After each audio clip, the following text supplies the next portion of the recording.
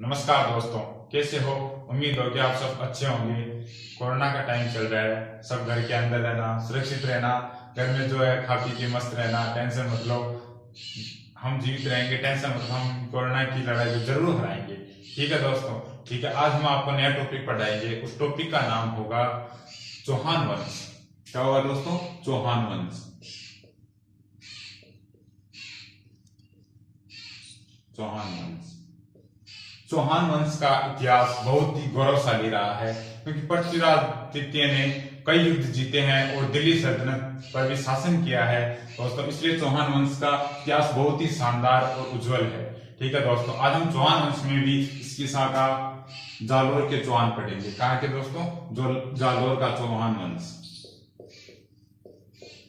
जालोर का चौहान वंश।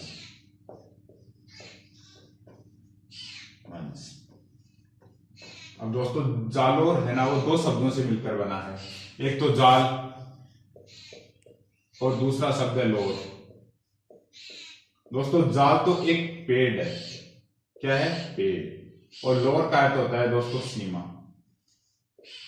अब जिस सीमा में जाल के पेड़ अत्यधिक पाए जाते हैं उसी क्षेत्र को जालोर कहते हैं। तो दोस्तों, जाल के पेड़ जिस सीमा में अधिक पाए जाते हैं उसी क्षेत्र को जालोर कहते हैं। ठीक है दोस्तों, अब जालोर का नाम इसलिए पड़ा जालोर क्योंकि यह जाबाली ऋषि की तपोभूमि रही है। क्योंकि जाबाली ऋषि ने यहाँ पर तपस्या की थी। जाबाली ऋषि की तपोभूमि।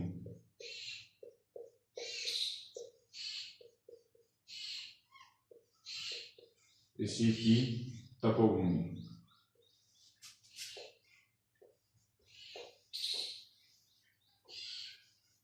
दोस्तों, जाबाली ऋषि की तपोभूमि ये हमें जालोर की प्रशस्ति में मिलता है कि जाबाली ऋषि ने यहाँ तपस्या की थी, इसलिए जालोर का नाम जालोर पड़ा। इस क्षेत्र का नाम जालोर पड़ा जाबाली ऋषि की तपोभूमि होने के कारण। और दोस्तों, जो इसका किला है ना, जालोर का किला, इसका भी जालोर की प्रसिद्धि में नाम मिलता है स्वर्णगिरी। दोस्तों, स्वर्णगिरी। स्वर्णगिरी। दोस्तों ध्यान रखना, स्वर्णगिरी जैसलमेर है और स्वर्णगिरी जालोर का किला है। क्या दोस्तों? जालोर का किला है। और इसी स्वर्णगिरी का अपभ्रंश है सोनगढ़। क्या दोस्तों? सोनगढ़। जो सोनगढ़ है ना, ये दोस्तों उस पर्वत का नाम है जिस पर जालोर का किला बना हुआ है। किसका नाम है दोस्तों? जहां पर जालोर का किला बना हुआ है, जिस पर्वत पर। और इस सोनगढ़ के कारण ही जालोर के चौहान वंश की शाखा सोनगढ़ चौहान वंश शाखा कहलाई है। क्या दोस्तों? सोनगढ़ चौहान वंश शाखा है ये जालोर शासन करने वाली। ठीक है दोस्तों,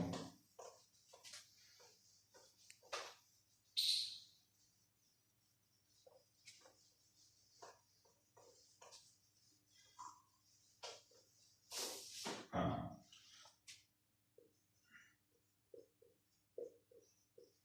जालोर के चौहान सोनगढ़ शाखा है। कौन सी दोस्तों? सोनगढ़ शाखा। सोनगढ़ शाखा। अब इस सोनगढ़ शाखा का संस्थापक कौन है दोस्तों? कीर्तिपाल चौहान। कौन है दोस्तों इस सोनगढ़ शाखा का संस्थापक? कीर्तिपाल चौहान। कीर्तिपाल चौहान। कीर्तिपाल चौहान नाडोल वंश के अलन राजा के सबसे छोटे पुत्र थे। कौन थे दोस्तों? चौहान। नाडोल शाखा है ना, ये नाडोल पाली में पड़ता है दोस्तों। वहां के शासक थे अलहन। अलहन के सबसे छोटे पुत्र थे कीर्तिपाल चौहान। और इन्होंने 1181 में चौहान वंश की स्थापना की थी जालोर में। परमार शासकों को हराकर 1181 ईस्वी में जालोर के चौहान वंश की स्थापना की थी। ठीक है दोस्तों,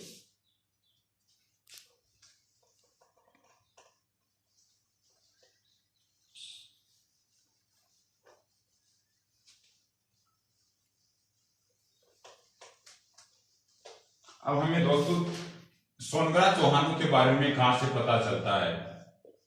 सोनगढ़ चौहान। तो कोई तो स्रोत होगा जहां से हमें सोनग्रा चौहानों के बारे में पता चलता है कि इस वंश ने वहां जालोर पर शासन किया था। तो इसका पहला स्रोत होगा दोस्तों पद्मनाभ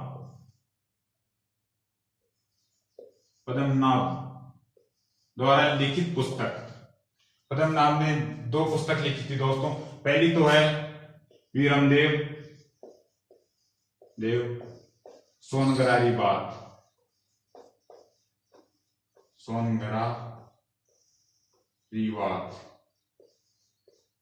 कौन से दोस्तों? वीरमदेव सोनगरारी बात। और दूसरी है दोस्तों कानड़देव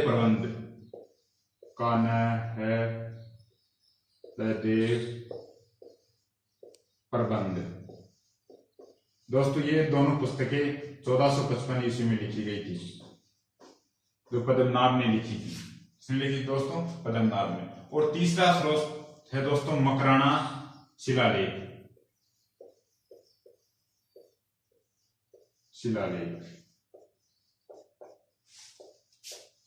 ये लिखा गया था दोस्तों 1257 में।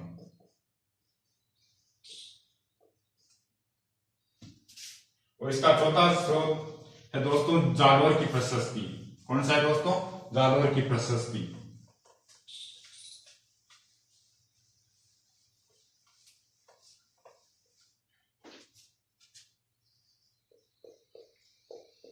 जालोर की प्रशस्ति।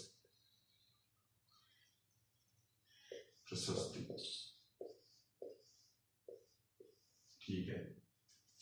और दोस्तों चौहान वंश की स्थापना हो गई, या सोनगरा चौहान वंश की स्थापना हो गई।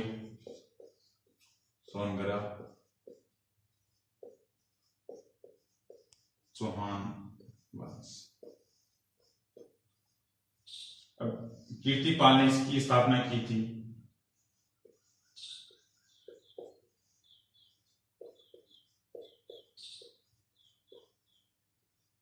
कीर्तिपाल चौहान के बारे में मूवेन और नैन्सी लिखते हैं। क्या लिखते हैं? कि तू एक महान शासक है।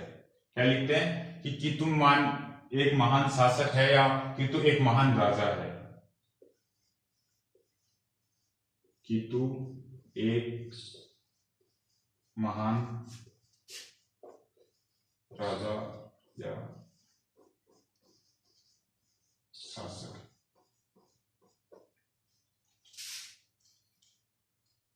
हाँ दोस्तों, कीर्तिपाल के बारे में कहा जाता है क्योंकि यह शैव धर्म का संरक्षक था। शैव धर्म का संरक्षक। अब शैव धर्म दोस्तों जो शिवलिंग की पूजा करते हैं वही शैव धर्म के अंतर्गत आते हैं। और इसी शैव धर्म के कारण इन्होंने जांगलेश्वर महादेव मंदिर की स्थापना की थी। इस महादेव मंदिर की स्थापना की थी दोस्तों? जांगलेश्वर महादेव मंदिर की स्थापना।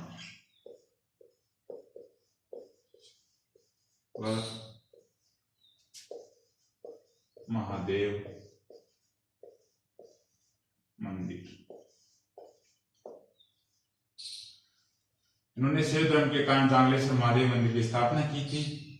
और दोस्तों कीर्तिपाल चौहान ने 1174 में चित्तौड़ पर आक्रमण कर लिया था। उस समय वहां का शासक था सावंत सिंह, और सावंत सिंह को हराकर चित्तौड़गढ़ पर भी विजय प्राप्त कर ली थी। चित्तौड़गढ़ पर भी विजय प्राप्त कर ली थी। ठीक है दोस्तों। और 1182 में इनकी अचानक मृत्यु हो गई।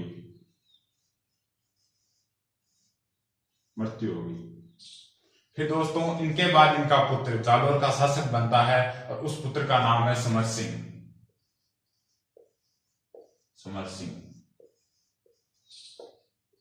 दोस्तों समर सिंह। इनका शासन काल रहा दोस्तों 1182 से 1205 ईस्वी तक। ये कीर्तिपाल चौहान के पुत्र थे।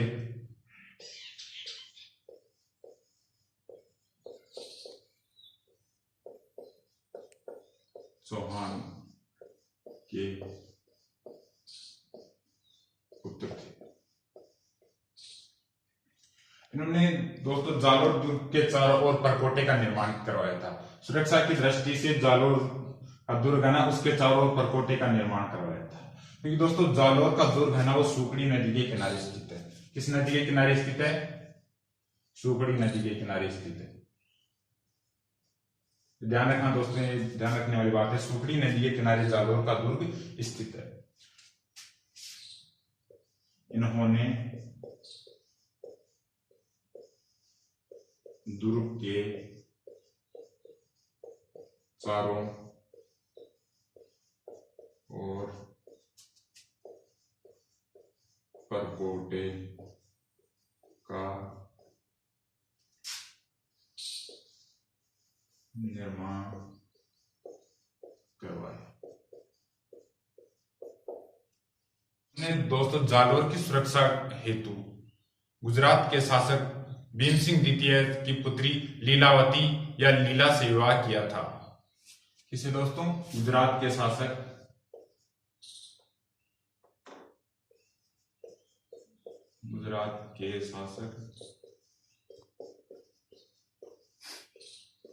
भीम सिंह द्वितीय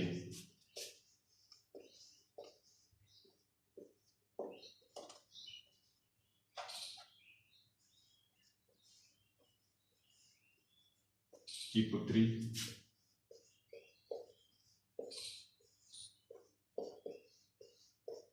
लीला देवी या लीलावती से विवाह किया था।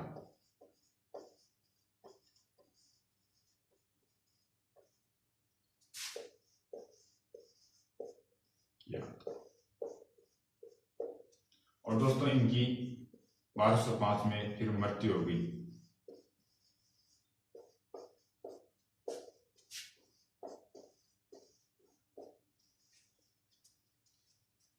हाँ,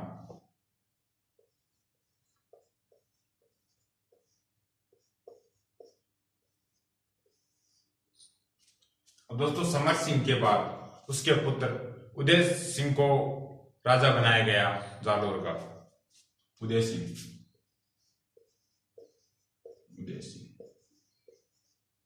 इनका शासनकाल रहा दोस्तों 1205 से 1257 ईस्वी तक।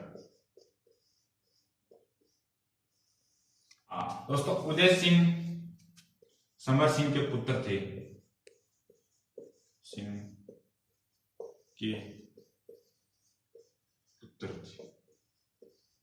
और इनके बारे में हमें जानकारी दोस्तों मिलती है सुंडा माता शिलालेख से। कहां से मिलती है दोस्तों? सुंडा माता शिलालेख।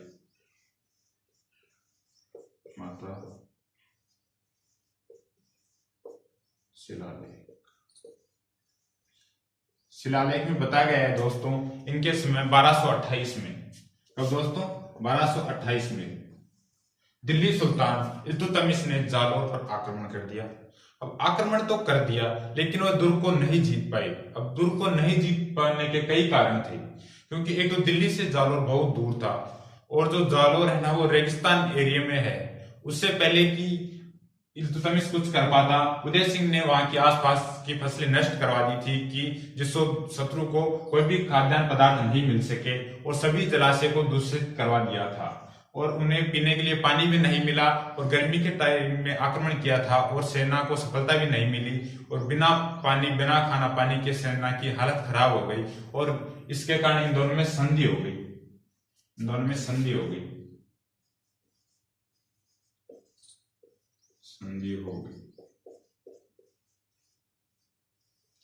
संधि किसने की? इल्तुतमिश और उदय सिंह के बीच संधि हो गई।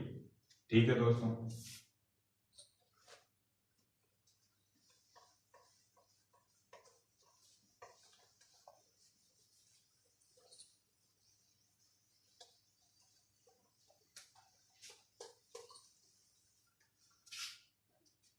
उदय सिंह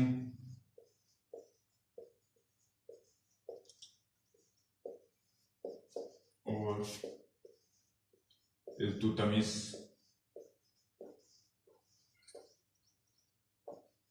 की संधि। इस संधि के तहत दोस्तों उदय सिंह ने इल्तुतमिश को 100 ऊंट 20 घोड़े दिए। और जालोर दुर्ग के बारे में दोस्तों मुस्लिम इतिहासकार कहते हैं कि इस दुर्ग के बहुत ही शक्तिशाली दुर्ग है और आज तक कोई भी मुस्लिम शासक इस दुर्ग का प्रवेश द्वार लांघकर अंदर नहीं जा सका। क्या लिखते हैं दोस्तों, यह दुर्ग बहुत ही शक्तिशाली दुर्ग है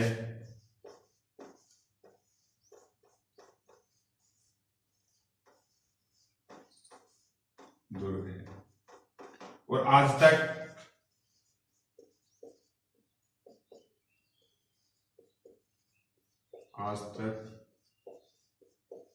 कोई भी मुस्लिम शासक दुर्ग का प्रवेश द्वार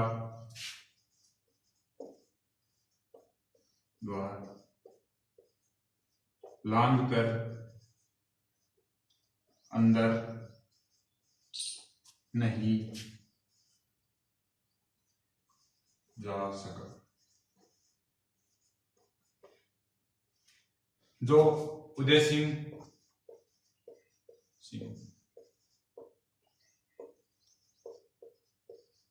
और इल्तुतमिश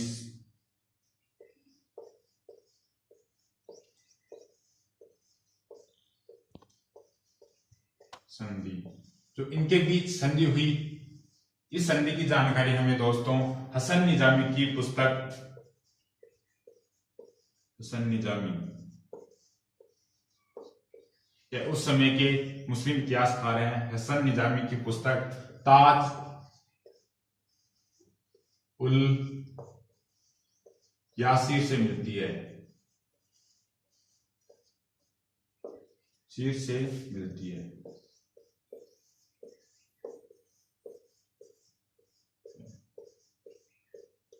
अब इनके समकालीन दोस्तों उदय सिंह के समकालीन मेवाड़ का शासक कौन था? जैतर सिंह। अब जैतर सिंह ने अपने पूर्वजों की पराजय का बदला लेने के लिए जालोर पर आक्रमण कर दिया। इस पर दोस्तों जालोर पर आक्रमण कर दिया और उस आक्रमण करने के बाद उदय सिंह ने जैतर सिंह से संधि कर ली और संधि के तहत दोस्तों जैतर सिंह के पुत्र का विवाह है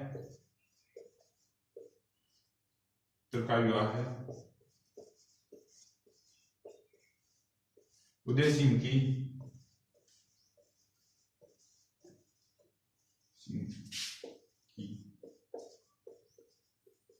पोत्री के साथ होना तय हुआ।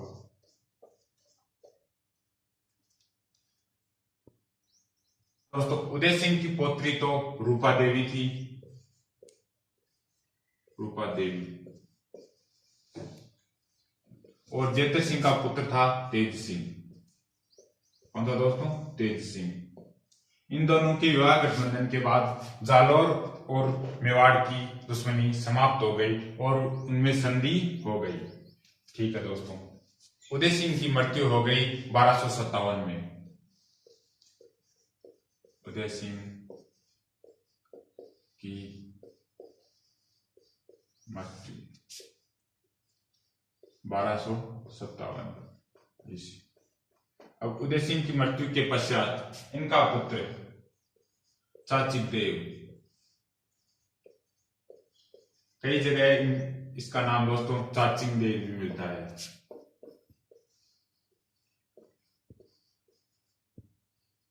मिलता है दोस्तों चाचिंग देव। इनका शासन काल रहा दोस्तों 1257 से 1282 तक।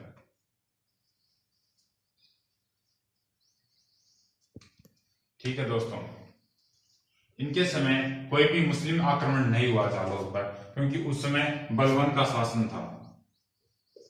बलवन, दिल्ली साम्राज्य पर किसका शासन था? बलवन का। इनके समय और कोई भी विशेष उपलब्धि नहीं है और इनके समय कोई भी जालोर पर मुस्लिम आक्रमण नहीं हुआ। इसके बाद शासक बना कर्ण देव चौहान के पिता कौन थे दोस्तों? कानड़देव चौहान के पिता सावत सिंह। चाचिंग देव के बाद उनका पुत्र सावत सिंह जालोर का शासक बना। सावत सिंह कानड़देव के पिता थे। कौन बना जालोर का शासक दोस्तों?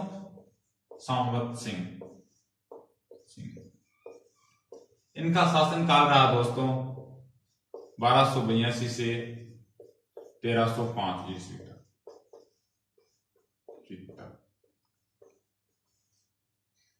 इनके शासनकाल में दोस्तों 1282 में बलबन ने जालोर पर आक्रमण करने के लिए अपने सेनापति नूर मोहम्मद को भेजा। जालोर पर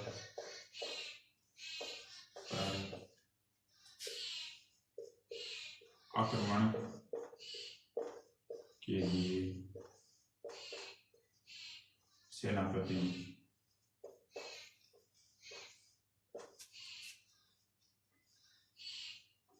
नूर मोहम्मद को भेजा,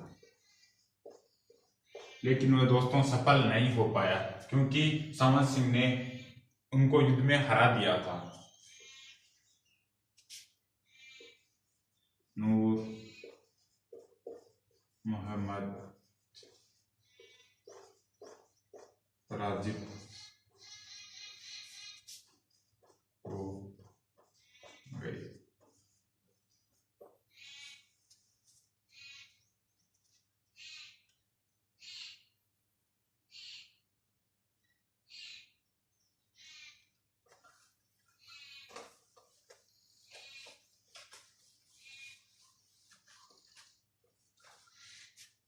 अब दोस्तों इनके शासन काल में ही दिल्ली सल्तनत काल में सत्ता परिवर्तन हो गई। जलालुद्दीन खिलजी ने बलबन को मारकर खिलजी वंश का साम्राज्य स्थापन कर दिया और जलालुद्दीन खिलजी 1291 में, तो दोस्तों 1291 में सांचौर तक आ गया था। कहां तक दोस्तों? सांचौर। जालोर में पड़ता है दोस्तों सांचौर। सांचौर को राजस्थान का पंजाब भी कहा जाता है दोस्तों। क्या कहा जाता है? राजस्थान का पंजाब। सांचौर तक आ गया था। तब सावत सिंह ने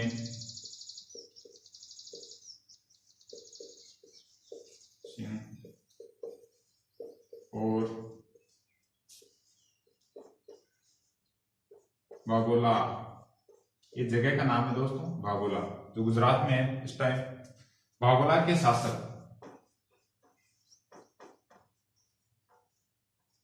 सारंग देव के साथ मिलकर देव के साथ मिलकर खिलजी सेना को हराया।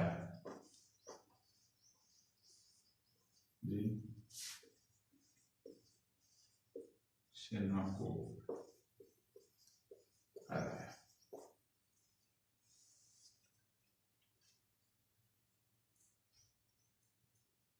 ठीक है दोस्तों,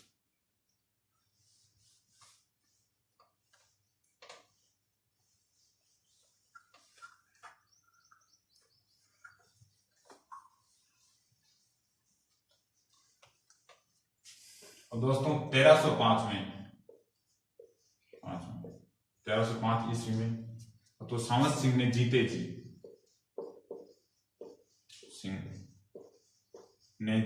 जी अपने पुत्र कानड़देव को जालोर का शासक बना दिया। जालोर का शासक बना। दोस्तों कानड़देव को शासक बनाने के कई कारण थे, क्योंकि अलाउद्दीन खिलजी दोस्तों रणथंभौर पर भी विजय प्राप्त कर चुका था।